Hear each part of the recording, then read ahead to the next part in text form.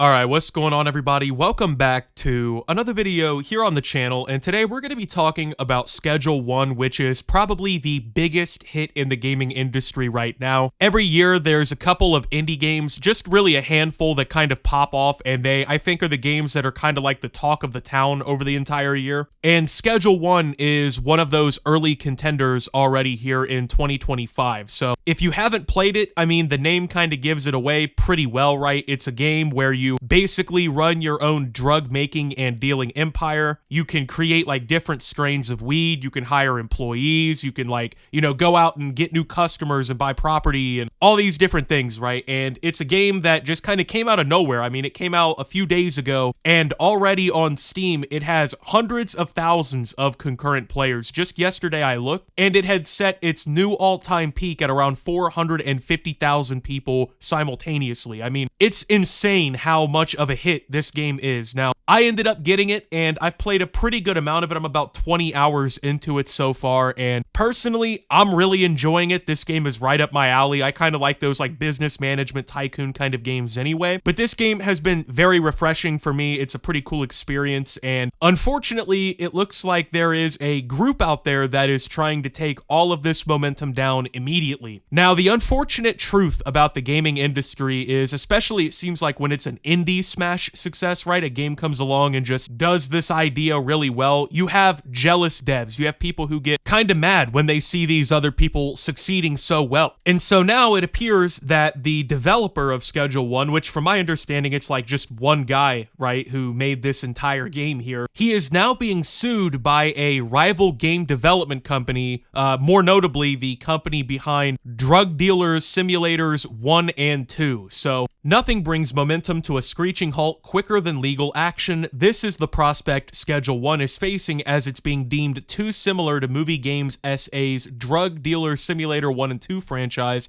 prompting a full investigation into the game. Whereas people were hyping themselves up for Warzone's Verdansk or continuing to enjoy the success of Assassin's Creed Shadows, Steam indie title Schedule 1 was out here dominating. The game is about making and dealing drugs and all of the rigors that come with the crime life. This is apparently appealing, as Schedule 1 hit a peak of over 400,000 players and continues to bring in wheelers and dealers each day. Everything was going great, but on April 3rd, publisher Movie Games S.A. demanded an investigation into TVGS's Schedule 1. So, if you haven't heard of Drug Dealer Simulator 1 and 2, I wouldn't be totally surprised. It's not like these are these massive AAA blockbuster games, but personally, I've played Drug Dealer Simulator 1. In fact, like I said, this is one of those games that's like right up my alley, right? Kind of like a Breaking Bad style game. Now, personally, I didn't really care for Drug Dealer Simulator 1. It was just like a 5 out of 10 for me. It was one of those games like the concept was cool, but it couldn't really reel me in. Now, the difference for me between the two is that Schedule 1 is just more fun to me. And I think that's the case with hundreds of thousands of other people. I mean, you look at the player counts, and I mean, I don't think Drug Dealer Simulator ever even came close to reaching the numbers that Schedule 1 has reached, and that is probably for good reason. I mean, even like Schedule 1, I've been seeing a bunch of viral clips on like TikTok, right? The clip that got me interested in Schedule 1 is when this guy like crossed a strain with some sort of chemical or whatever, and he gave it to somebody, and it made the customer literally fucking explode, right? I thought that was super awesome, and that's what really got me on board, right, with Schedule 1. I have had numerous moments in just the 20 hours that I've played so far where immediately I'm just like, yeah, this is better than anything I ever dealt with out of Drug Dealer Simulator. But evidence on the investigation surfaced on the website Pop Business, I guess,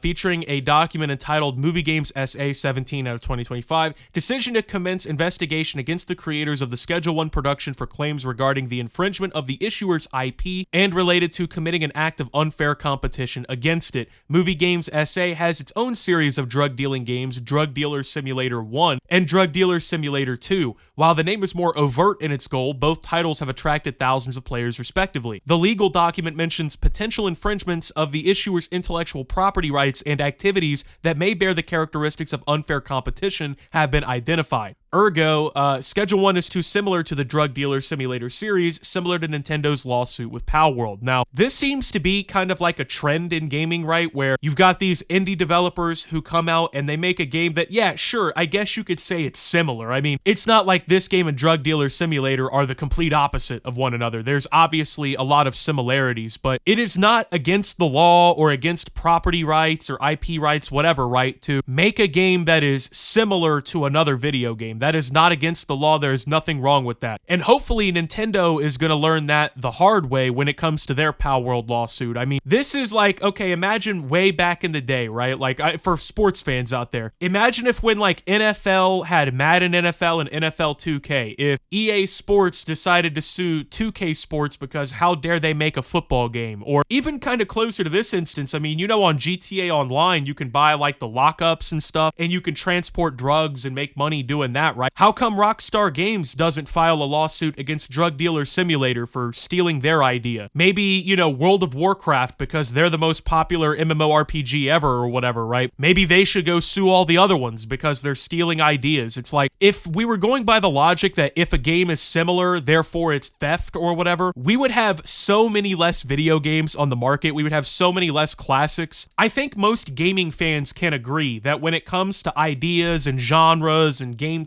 like types or whatever, there needs to be healthy competition, because if there's not healthy competition and basically like the first people to corner the market on an idea have some sort of exclusive license for that concept or whatever, right? It's going to lead to worse quality video games. You're going to have less experiences to actually enjoy. There's no incentive for any game developer to actually make better products because nobody can come along and beat them in sales or anything, right? It's really just a fucking stupid, very anti-consumer, anti-industry mindset where, let's be real, the people behind Drug Dealer Simulator, you know, I'm not going to say their games weren't successful because I feel like that's kind of not telling the truth. These games did sell thousands of copies. Before all of this, they were very well received, and they kind of, you know, made their own little impact or whatever, right? But the truth is, Schedule 1 came along and just blew all of that out of the water, because Schedule 1 is simply just the better game, and it's the newer game. It's the fad right now. If we're being really serious here, the Drug Dealer Simulator guys probably could have just waited a couple of months, and Schedule 1, like, the hype is gonna die down, the player counts will probably return somewhat to normal, unless this is some runaway hit that we haven't experienced yet, right? And this would probably all be over with. And honestly, the Drug Dealer Simulator guys should have been playing this wave like, oh yeah, you guys like Schedule 1? You should try out our game. Put your game on sale, you know what I mean? Try and actually fucking compete in the free market, you know? Like, I don't know. I feel like there were so many better ways to play this whole situation that don't involve trying to get your competitor shut down on legal grounds or whatever because you think that their game is too similar, which I'm not a lawyer. I'm not going to pretend to be like some copyright infringement guru or whatever here, right? But I'm just going to go ahead and assume there's probably like an 80% chance that this lawsuit or whatever is not going to follow through, right? Like, you're not going to win this case. People are not going to be on your side. In fact, people are already not on their side. So I went ahead and I just checked out the Drug Dealer Simulator, like Steam pages, their reviews and whatnot. And it's pretty interesting how this works. But right after the news started to break that they were going after the creator of Schedule 1, suddenly both of their games are now being review bombed into oblivion. And almost every single negative review coming in is exclusively like, hey, fuck you, go buy Schedule 1, stuff like that, right? So it's pretty obvious why this is happening. This is no coincidence. They brought it on themselves, if we're being honest. There's some times where I'm like, okay, review bombing is probably not the best action here or whatever, but this is one of those ones where it's like, you know, I can't even blame people for doing it. I just, as the developer, you have to imagine you don't want to step yourself into these kinds of bear traps, you would think, but apparently that's just not the case because, I mean, they've completely destroyed the reputation of these two games for basically no reason. Like, their reason for cooking their own platform and like ruining the reputation of both of these games was because a popular game in that industry or whatever came out and brought hundreds of thousands of new players into this market. I mean, how many people you think are playing Schedule 1 right now who never played played Drug Dealer Simulator. It's gotta be a pretty good amount of players. Maybe not all of them, but it's gotta be a good amount. I'm not trying to act like I'm some fucking guru businessman or anything either, but it's like, there's just, I would think of so many different things I would do before like launching into lawsuit. There's just like I said, I'd be putting my shit on 80% off sales. Like, oh, you like this? Come play our shit. You know what I mean? Like, why wouldn't you? It's basically free money, free attention, right? Well, apparently not, because the developers got real angry about this. And it's kind of scary how this is all working out, because like I said, this isn't the only time that we've seen some indie developer come along, they put out some huge game that becomes a real big hit, then suddenly the big guys or whatever in the industry, they try to come along and like bully them in court and try and fuck with them for making a good game. It's just, it actually blows my mind, bro. And I'm sure this has happened like before the last couple of years too, but there's been, like obviously the Nintendo and Palworld one, like there's been pretty big lawsuits like this going on recently, and it never really seems to be like a good PR move for the people getting mad. I mean, even Nintendo, as loved as they are, you had a lot of people shitting on them and critiquing them for the action that they took against Palworld. So I guess this whole situation, at least to me, it serves as a reminder for anyone else. Like if you're some like 16-year-old or whatever, and you're ready to, in the next few years, try and start a career in like game design or whatever, just remember, obviously when you're at the top, there's going to be people gunning for your head. That's how it is in every industry. And the guy who made Schedule 1 is no doubt a multi-millionaire right now, right? This guy probably has more money in the bank than like any indie game developer outside of like the guy who made Stardew Valley or like Notch because he made Minecraft. You know what I mean? Like this guy has made buku money. So when you get to that point, they're gonna gun for your head. But also remember, if there's an advantage, you know, you see like one of your competitors succeed, you don't have to instantly jump into rage mode. Like sometimes you gain more by celebrating the success of others around you. Sometimes you gain more when you just smile instead of getting angry when somebody else is doing well. Because it bodes a lot better for you in the long run, right? Like you don't look like a salty, jealous fucking idiot. And unfortunately for Movie Games SA here, they have just like torched their own rep. I mean, like for me personally, like I said, I played Drug Dealer Simulator 1, haven't gotten around to 2. But after all of this, if there's ever a Drug Dealer Simulator 3, I'm guaranteed not on board now. Simply because I'm not going to give my money to support these developers who are out here trying to kill other game devs and trying to shut them down and are trying to rain on their parade for making something successful. So, pretty insane situation going on here, and I think it's kind of flying under the radar just a tad bit. That's why I wanted to cover it. So anyway, with that being said, thank you guys for watching. If you did enjoy, make sure to leave a like, subscribe if you're brand new around here on the channel. Follow me over on Twitter and Twitch at SubToOptimus. Make sure to check out Shoptimus down below. Thank you to my Watch Optimus subscribers. Your support helps the channel tremendously. And until my next video, guys, this is Optimus, well, talking about the Schedule 1 lawsuit and signing out.